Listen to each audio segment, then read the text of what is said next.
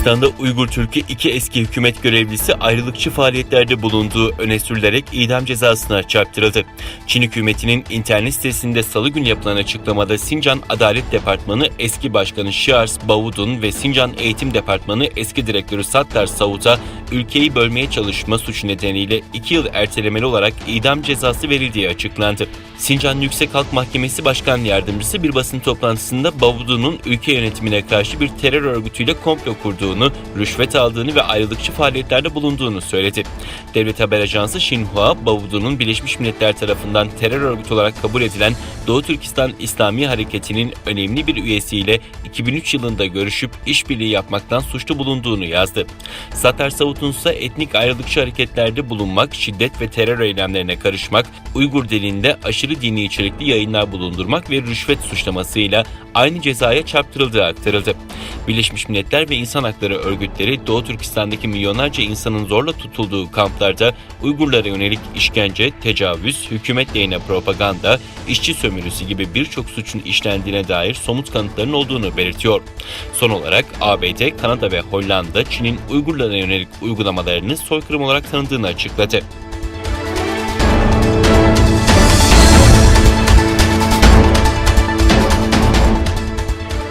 İYİ Parti Genel Başkanı Meral Akşener, Uygur Türkleri konusunda Çin Büyükelçiliği ile yaşanan polemiğe değinerek bizim herhangi bir ülkenin egemenliği ile ilgili sorunumuz yok ama Çin'in egemenlik adı altında Uygur kardeşlerimize yaptığı zulümle ilgili çok büyük bir sorunumuz var dedi.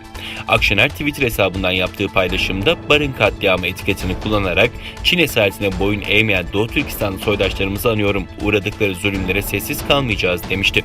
Türkiye Büyük Millet Meclisi'ndeki grup toplantısında bu konuya değinen ve Çin'in Twitter üzerinden kendisini ve Mansur Yavaş'ı tehdit ettiğini söyleyen Akşener, bizim herhangi bir ülkenin egemenliğiyle ilgili sorunumuz yok ama Çin'in egemenlik adı altında Uygur kardeşlerimize yaptığı zulümle ilgili çok büyük bir sorunumuz var.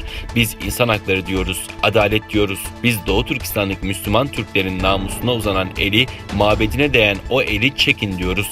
Biz Uygur kardeşlerimize uygulanan soykırımı durdurun diyoruz. Hadi buna da itiraz edin de görelim.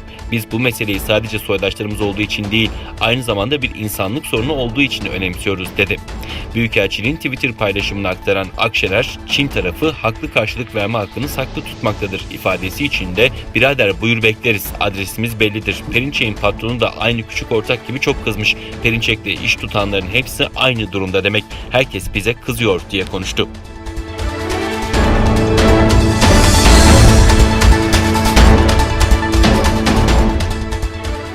ABD Dışişleri Bakanlığı Sözcüsü, Doğu Türkistan'da 5 yıl önce tutuklanan Uygur girişimci Ekbar Asat'ın haksız yere hapis yattığını belirterek serbest bırakılması çağrısında bulundu.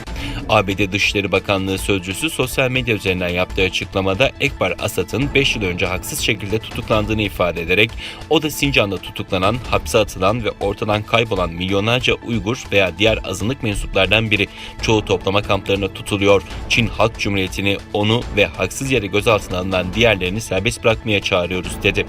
Asad, ABD Dışişleri Bakanlığı'nın 2016'da düzenlediği uluslararası liderlik programına katıldıktan sonra Çin'e dönmüş, daha sonra da ortadan kaybolmuştu.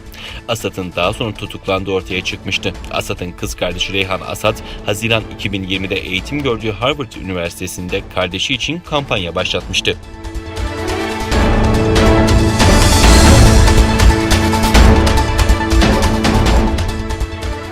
Nijerya'nın güneybatısındaki Osun eyaletinde 2 Çinli madenci fidye için kaçırıldı. Ulusal basında çıkan haberlere göre henüz kimliği belirlenemeyen kişiler Osun eyaletine bağlı Okepa Itikan köyündeki bir altın madenine saldırı düzenledi. Saldırıda 2 Çinli madenci kaçırıldı. Altın madeninde bulunan 2 güvenlik görevlisi de yaralandı. Osun eyaletinde 2 ay önce silahlı kişilerin düzenlediği saldırıda 3 Çinli kaçırılmış, bir güvenlik görevlisi öldürülmüştü. Nijerya'nın birçok eyaletinde fidye için insan kaçırmanın cezası idam olsa da bu tarz olayların önüne geçilemiyor.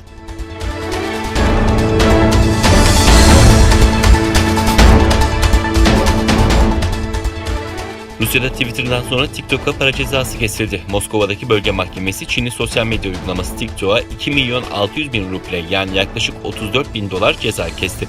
Çinli şirketin Rus resmi makamlarından gelen talepleri dikkate almadığı, Navalny yanlısı gösterilere katılım çağrısını içeren paylaşımları silmediği belirtildi.